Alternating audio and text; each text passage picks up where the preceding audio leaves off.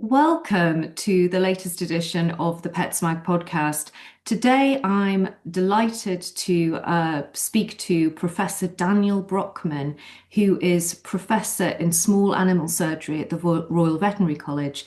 And he's also a bit of a pioneer in the repair of mitral valve disease. Welcome, Professor Brockman. Thank you. Lovely to be here. Lovely to meet you. Can I just start by asking if you just tell us a little bit about your specialism, what you do, and the headlines of the key breakthroughs that you've had recently in the field of mitral valve repair? I'm a trained general surgical specialist. I've been qualified since 1987, and all but a year and a half of that time has been pursuing surgery as a specialty. I became interested in heart disease in the 90s when I was working at the University of Pennsylvania, and we wanted to try and find a better treatment for dogs with mitral valve disease in particular, because it's such a devastating disease. And in humans, the treatment for valvular heart disease is surgical rather than medical. It turned out that was quite a big undertaking. It's not a trivial thing to develop the technique and expertise to do open heart surgery in dogs, let alone do complicated surgery like mitral valve repair. But we started that in 1995. I moved back to the UK in 2000 and have been working at the Royal Veterinary College since that time. But we weren't quite ready to embark on open heart surgery when I first returned to the UK. And it was about 2005 we started to develop a new program here at the Royal Veterinary College. We focused mostly on non-mitral valve cardiac conditions for the simple reason that my experience at the University of Pennsylvania had been that mitral valve disease was an incredibly challenging thing to treat surgically, mostly because it affects very small, medium-sized dogs. They're often middle-aged when they get the disease severely enough to So can warrant you an tell us a intervention. little bit about the breeds that are affected? I mean, as The a most, the most Cavalier King common, Charles yeah. So Spaniel owner, I know that they are very affected by it. Sort of, the prevalence is something like, is it, correct me if I'm wrong, but 80% by the time they're age 8 and above. I think Is correct? that's pretty accurate. But the two Mm, breeds that we see most commonly are the Cavalier, in this mm, country, the Cavalier and Chihuahua. mhm, mm. And of course, there's quite a big size difference between those. But you're right, Cavaliers are particularly smitten by this disease. Not all of them will have disease that progresses to such an extent that a surgical intervention is warranted. But sadly, we do see some dogs, Cavaliers, as young as 5 years of age, that have had a bout of heart failure. And once heart failure has developed, the statistic is that most dogs will succumb to the heart disease within 12 months of the onset of failure or the diagnosis of failure. So that's a 5-year-old dog that might die by the time it's It's 7, if just, it's lucky. it's absolutely heartbreaking. You can see, I have Cavaliers in the background, two of whom have mitral valve disease.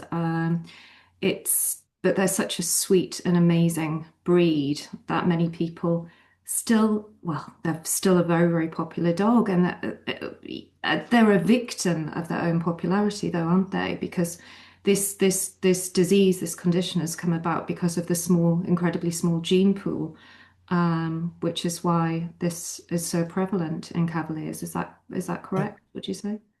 I think it's fair to say that we don't truly understand every aspect of this disease, but clearly, because there are such Mhm, stark breed predispositions, and something has happened, mhm, as you mentioned, in the the selective breeding process that led to the development of these breeds. And we see it sadly in all pure breed dogs to some extent, but Cavaliers are unfortunately clearly profoundly affected by whatever encodes this particular disease and some other connective tissue disorders as well. And Mhm. obviously, the long goal is to try and establish exactly what the defect, the genetic defect, or the encoding gene actually is, and either neutralize it somehow. But the short-term consequence of this is that we are faced with a lot of Cavaliers Mm. with in this particular context of this discussion with heart disease, and they are severely debilitated, and it's a real welfare problem for them and their owners too. So certain countries have, I believe, banned the breeding of Cavaliers, for instance, because of their predisposition to this condition. Without going to, adopting such an extreme measure, how can we as a society, combat this, whether it's, more responsible breeding practices, more regulation, if you will, before we get to something like gene therapy being more prevalent.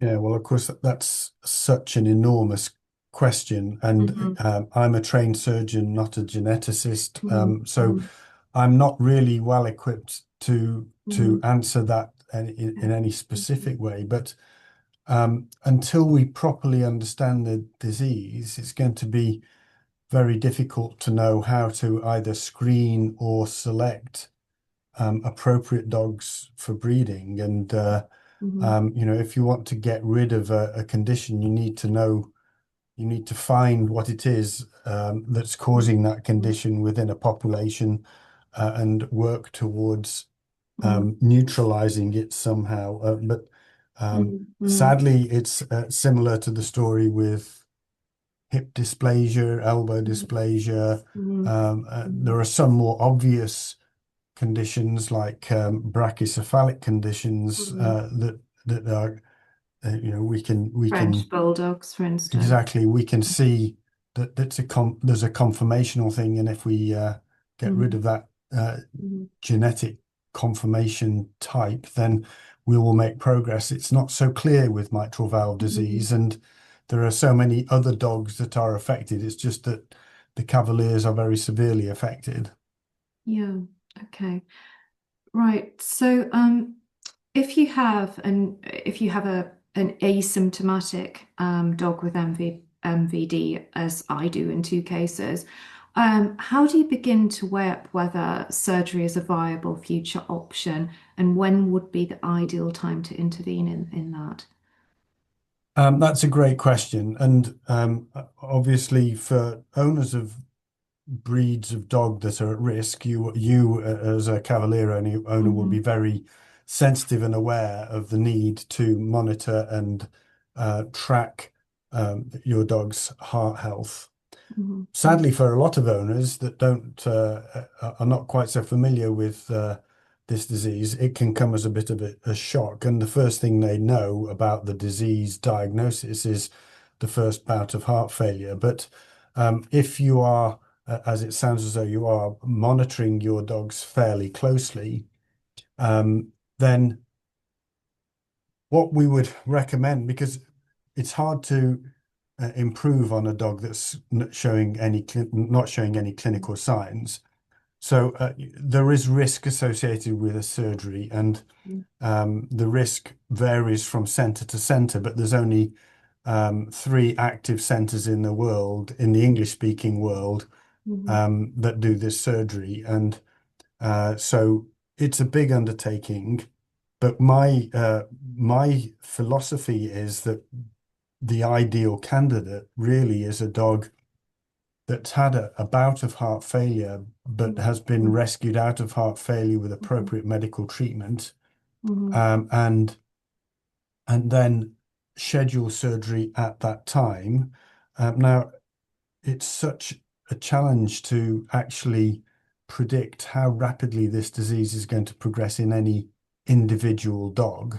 But most dogs you would expect to have between 4 and 6 months from the onset of failure to organize a surgery. And I think Mhm. from our perspective, the ideal candidate is what we call an early stage C dog using the ACVIM classification. That is a dog that's had a bout of heart failure, fluid buildup in the lungs, and has started taking what is normally furosemide, a diuretic treatment Mhm. for that, along with the other drug treatments that are useful, and Vet pimabendan would be med. the vetmedin would be Yeah. the obvious one.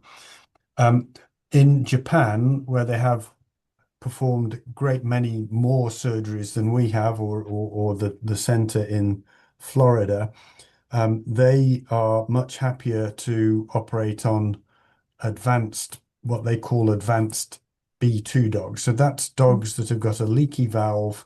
The leak is so bad that it's made the heart remodel and get bigger to accommodate the leak. Mhm. But they haven't had a bout of heart failure. And there are things that you can look at on an ultrasound scan in particular that give you an indication of how close that dog might be to a bout of heart failure. And for the Japanese team who have um, What uh, sort uh, of things would you look at in uh, layman's terms? well, just if I could just backtrack one sec, that Yes. if the risk associated with surgery in Japan is Mhm. between Mhm. a 95 to 98% chance of getting through the surgery, that's a lot less risk than unfortunately would be the case if you came to our clinic. Mhm. Mhm. So from an owner's point of view, um, if you have an asymptomatic dog that you know has got a heart murmur, and let's say your vet or cardiologist has deemed it appropriate to start giving pimabendan or vetmedin treatment of some sort, then the single most useful thing you as an owner can do is monitor the resting respiratory rate. Mhm. That's Mhm. quite a challenge sometimes because what you really want is a dog that's, well, like the two I see in the background, resting very comfortably, not excited at all. Now would be a good time to measure their respiratory rate, the number of times their chest goes in and out in a Mhm. minute. And what we're after is some sense of tracking that over time. And if that respiratory rate is creeping, normal dogs will be between 14 and 20, something like that. Mhm. If it starts to creep up towards 30 on a consistent basis, then that would be a good predictor of the potential onset of failure. So as an owner, that's the single most useful thing you can do. But of course, there are other indicators, willingness to exercise, interest in food, Mhm. interest in the environment, how, Mhm. Mhm. and most owners are uniquely and incredibly sensitive to changes in sort of, for want of a better term, personality as well. Okay, so if we got one gets to that stage where there's you know they start to become less asymptomatic, they show symptoms, their heart rate increases, resting heart rate increases. You've got you know a couple of options, assuming that you know first of all vetmedin, then fusimide, or to make the decision to um, you know, put your dog in for surgery. Those Well, are yeah, the options at the moment. They are. So Hmm. the treatment options are either escalating medical treatments Hmm. under the guidance of a ideally under the Hmm. guidance of a trained veterinary cardiologist. And just again to point out that I am not a cardiologist, so Hmm. I'm a cardiac surgeon. But yes, the other option, uh, if you if your cardiologist feels that your dog's heart condition is progressing even pre-failure, but is progressing, then that's the time to think about surgery. And as I've mentioned previously, I mean, it's not a trivial undertaking. Mm. There is risk involved. It's expensive both in terms of finance and emotional investment. So it's something that you would be wise to think about beforehand, rather than having to make a very Mm. difficult decision under very challenging emotional circumstances. You mentioned Japan. In the UK, how many roughly cases have you tackled? Um, We've done close to 300 mitral valve repair mhm, surgeries, mhm, and total open heart surgical patients would be closer to 350. But the other conditions that we can treat surgically are a lot less common than mitral valve disease. okay. And in terms of accessibility, how realistic is that mitral valve repair becomes more widely available and possibly even covered by pet insurance in the future? Well, at my centre, or not my centre, at the centre at the Royal Veterinary College, we are actively training additional surgeons as and other members of the team.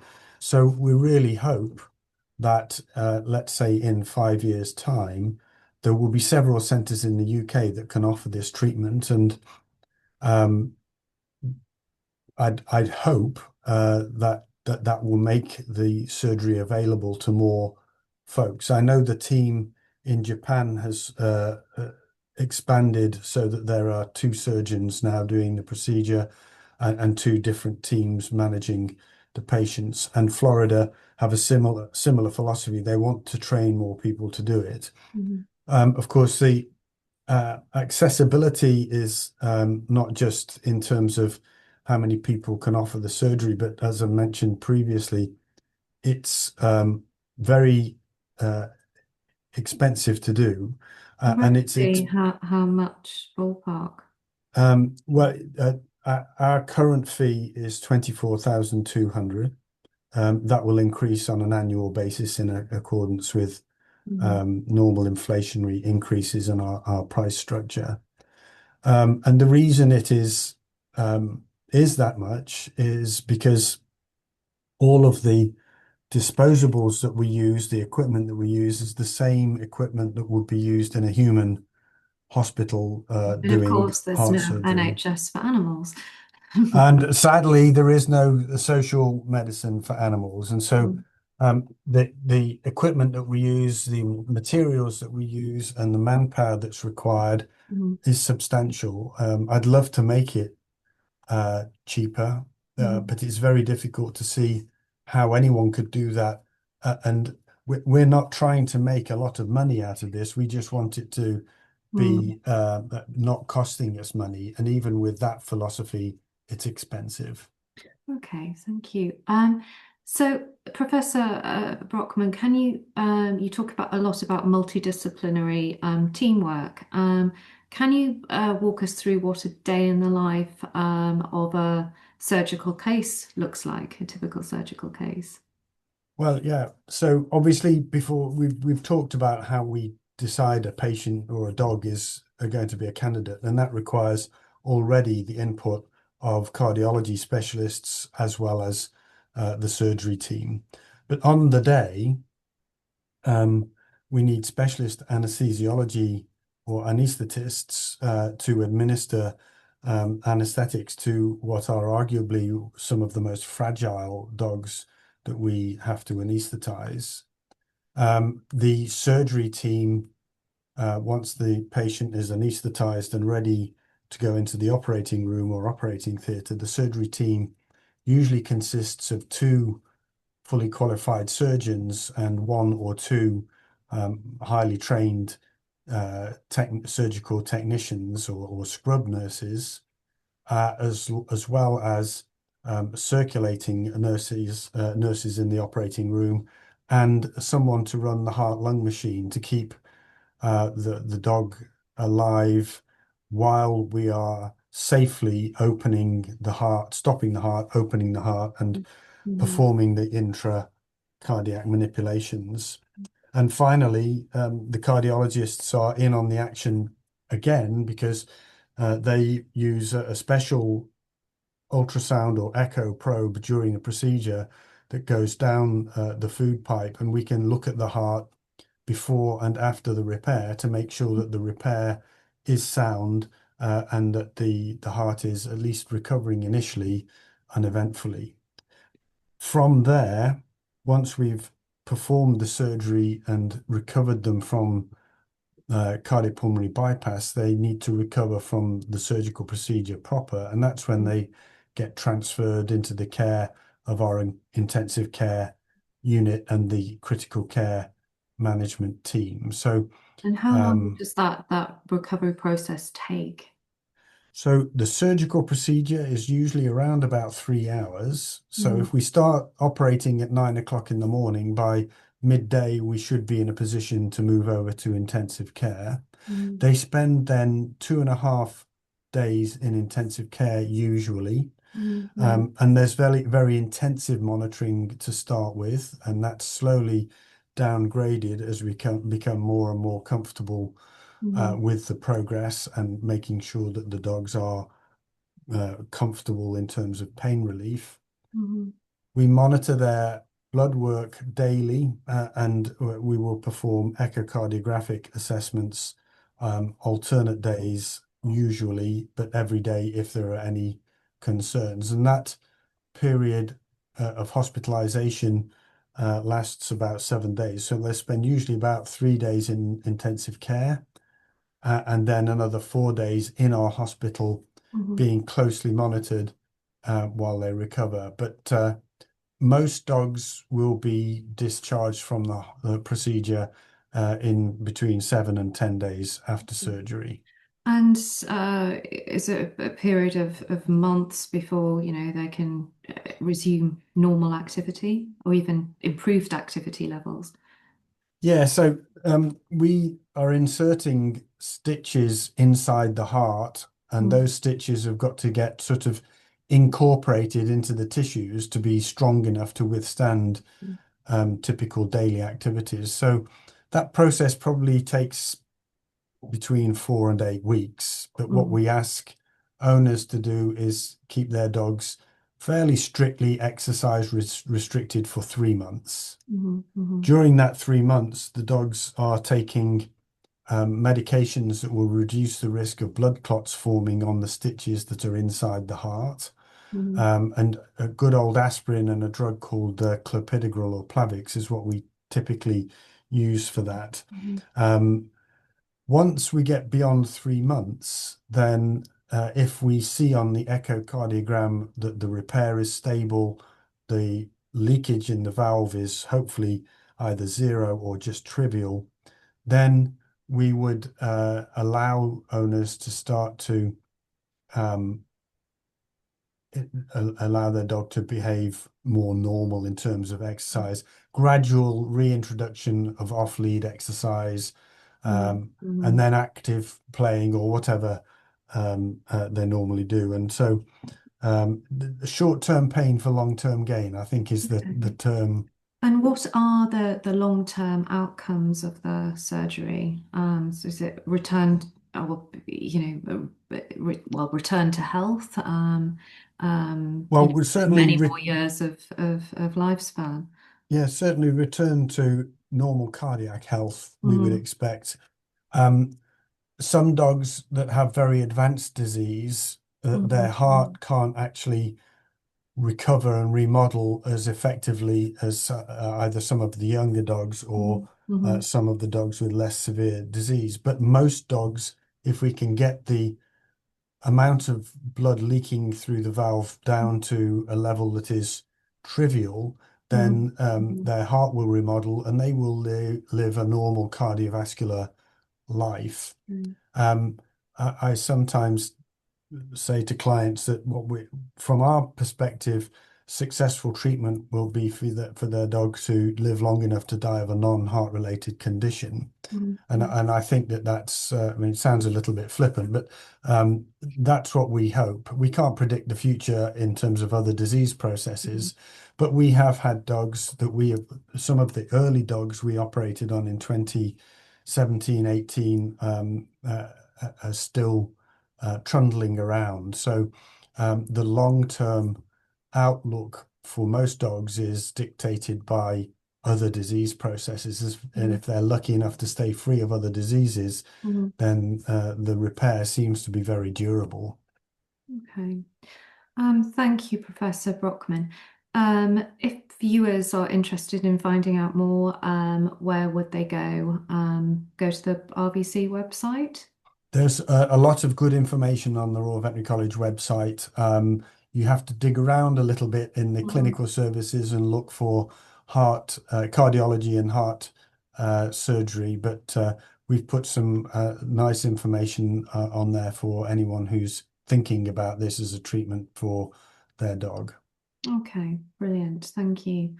Well, it's remarkable work you do, and I just wanted to say what a fantastic guest you've been, particularly something so, to use a pun, so close to my own heart.